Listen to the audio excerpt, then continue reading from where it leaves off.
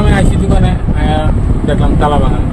তারপরে আমি পুলিশে ফোন করলাম, দরজা খুললাম, ঢুকলাম, দেখলাম দোকানের গ্যাস ভাঙা।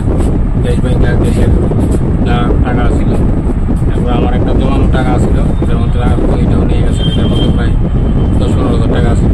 গ্যাসের মধ্যে আসলো 3-4,000 খুচরা টাকা নিয়ে গেছে। তারপরে এদিকে দামি দামি যে জিনিসগুলো আসতো, এফিটের 1 কেজি 500 ডিটি, 1 কেজি আপনার কাঠবাদাম, তারপরে কাজু বাদাম এটি নিয়ে গেছে।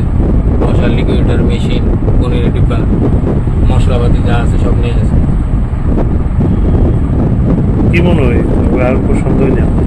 সন্দেহ বলতে আর কি কম, সন্দেহ বলতে তো দোকানে তো কাস্টমার প্রচুর আগে, কারোর উপরে আমি সন্দেহ করার মতো কিছু নেই। অবাক করার বিষয় হলো এরকম একটা রোডের মধ্যে দিন রাত্রেবেলা চুরি, কালকে একটা খেলা গেছে রাস্তার মধ্যে, সবাই আন্দোলন করতেছে। আমরা চৌনিত ক্লাবের থেকে আমরা এদিকে স্ক্রিন লাগানো হয়েছে, খেলা দেখতেছে, বাজারে ঘুরে যাচ্ছে।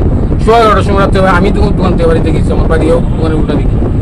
এর মধ্যে যদি এরকম চুরি হয় এমন একটা জায়গার মধ্যে, এটি একটা ভাববার বিষয় আর কি। এখানে আপনাদের কনস্ট্রাকশনে তো যে বিট পুলিশ তারাও বসা থাকে। হ্যাঁ, এরা বসা যায়, কিন্তু এরা থাকলে কি এখন তো নাই। চুরি তো হয়ে গেছে না, চুরি হয়েছে, যা ক্ষতি হওয়ার তো ক্ষতিটা আমার হয়েছে, এটা তো অন্য কারোর হয়েছে না। কি নাম? আমার নাম অসীম শাহ।